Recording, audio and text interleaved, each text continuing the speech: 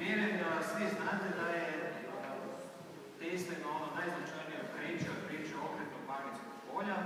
Naime, Tesla još dok je bio u Europi, dok je studirao, je u glavi, ako možemo reći, stvarao sliku stroja koji će raditi na izmjeničnu struju. Dakle, to je bio ovako jedan veliki iskorak, revolucionarni iskorak naprijed, jer u ono vrijeme su svi razmišljali da to nije moguće, da se u stvari stroje mogu pokretati samo istosmjernom strujom. Eto, Tesla je u svojim razmišljanjima krenuo i dalje i dok je šetao Budimpeštom 1881. godine došao na tu genijalnu ideju okretnog magnetskog polja. Dakle, o čemu se zapravo radi? Koristi se u stvari dvije ili više faza izmjenične struje. Evo u ovom slučaju imamo jednu ovako jednostavnu zavodnicu sa 4 segmenta. Nasuprotni segmenti su električki povezani, što znači da imaju nekakav prostorni kut, u ovom slučaju 90 stupnjeva. I dakle, taj fazni pomak struje, kad ona proteče kroz zavodnicu, jasno unutar koje je željezna jezgra, unutra će stvoriti okretno magnetsko polje. Evo, ja ću ga ovdje i pokazati pomoću željeznog štapića. Evo, jedan stvari vrlo jednostavan fokus, gdje ću pokazati da željezo, to jasno magnetski materijal, će reagirati kada ja uključim sklopku i vidimo da se taj željezni štapić počinje pokretati. Dakle, okretno magnetsko polje je uzrokovalo da i ovaj željezni štapič prati to okretno magnetsko polje. Kada promijenimo smjer, jasno promijenit će se i smjer okretanja ovoga željeznog štapića.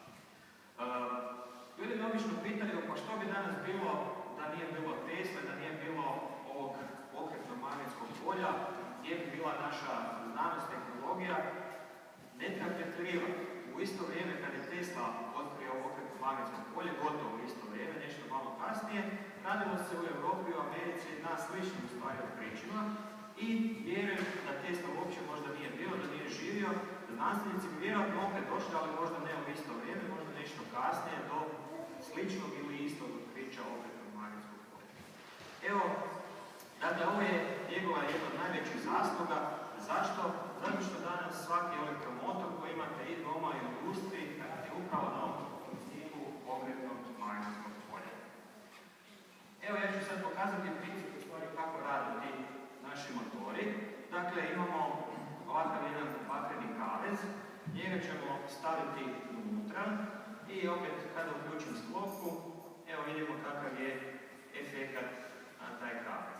Dakle, uslijed elektromagnetske indukcije, u kavezu se inducira zatvorena strujna petlja, protok struje, znači kroz vodič u magnetskom polju, jasno uzrokuje zakretnu silu koja, evo vidimo, ovako funkcionira, odnosno okreće ovaj kavez.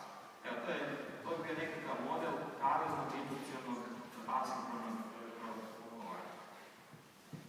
Tesla je pokazivao svoje fokuse i sa ovakvim jednim jajetom, prvo svojim financijerima da bi pokazao kako stvari funkcioniraju. Dakle, rekao je da će jaje postaviti evo ovako da stoji na vrhu, a nakon financijera je to pokazao na jednoj velikoj izložbi u Chicagu 1893. godine.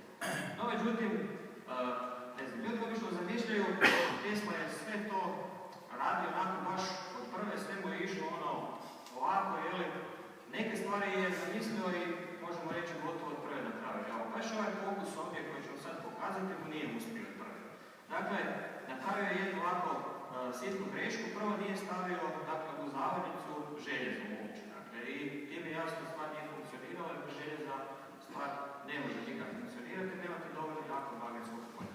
No, međutim, vrlo brzo se sjetio da je napravio grešku i to je vrlo brzo ispravio i on je pokazao da stvar funkcionira jasno kad imate snažno okretno magnetsko polje. Evo, ja ću to pokazati, dakle, kada jaje stavimo na ovakvu jednu ploču i kada pokrenemo opet ovo okretno magnetsko polje, evo vidimo nakon određenog vremena jaje se, dakle, ponaša slično kao i malo prije i evo vidimo uspravi se stoji na vrhu. Dakle, kreće se oko ove svoje uzrežne osi. Evo, da se ne radi tu nekakvim trikovima, što su ima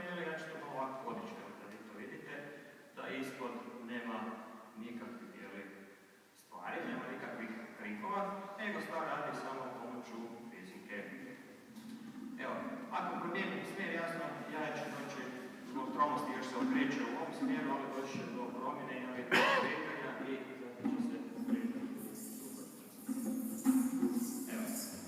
Dakle, Tesla je jasno, dok je boravio u Americi, imao probleme sa financiranjem i morao je na neki način, ovako, možda nekada i ne znanstven, svojim investitorima pokazati stvari ono čime se bavi i što bi to uzrokovalo, jeli, kada bi on to napravio za nekakvu generalnu populaciju. Ovdje se mogu vidjeti, može vidjeti jedan primjer mali, kako je to izgledalo prije Tesla, dakle nekakav laboratorijski istosmjerni stroj. Princip rada je isti, ali je stupanj iskorištenja ovoga stroja neusporedivo manji nego stupanj iskorištenja strojeva koje rade na principu pokretnog magnetskog polja. Kako su izgledali ti strojevi? Evo ja ću pokazati, naime evo mi ovdje imamo u muzeju priliku vidjeti modele, i to funkcionalne modele strojeva koje je Tesla patentirao u Americi 1887. i 88. godine. I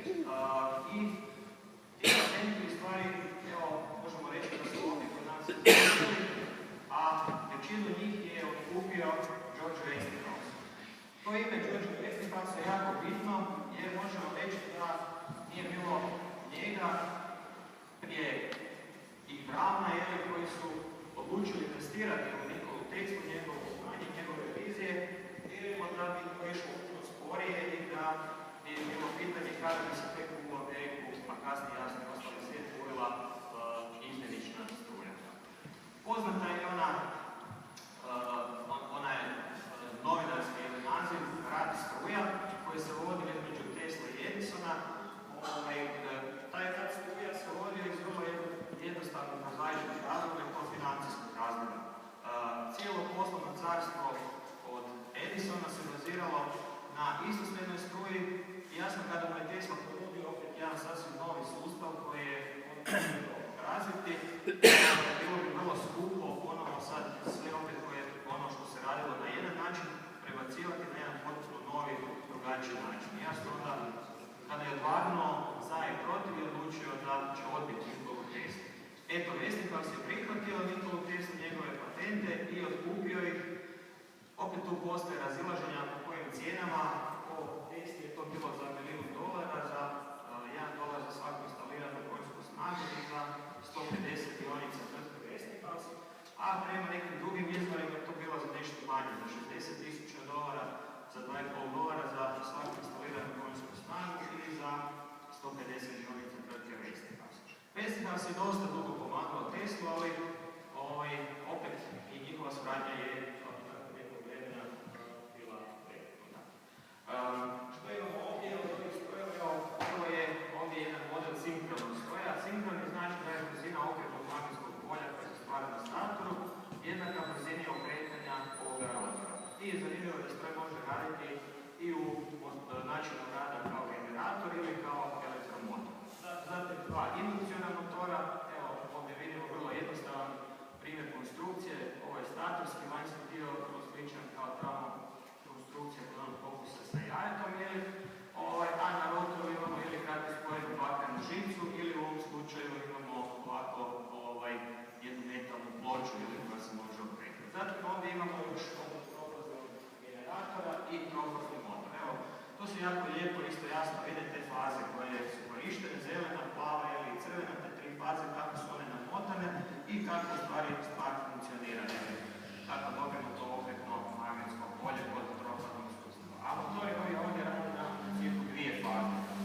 Evo, znači vrlo su jednostavni, robustni, imaju visok stupanj iskorištenja, što je jasno onda i donijelo prevagu u korištenju odnosno na istosmjerne elektromotore.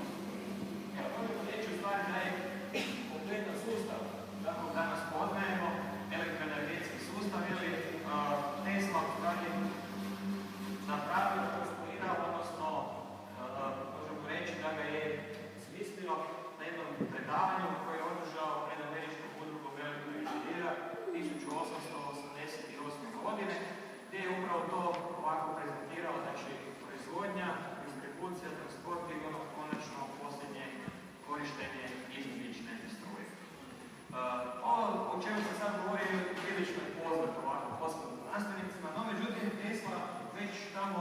1890. znači početkom 90. godina 19. stoljeća radi pokuse i sa visokofrekventnim strujama. Naime, Tesla je već tada govorio da budućnost nije u ovim niskofrekventnim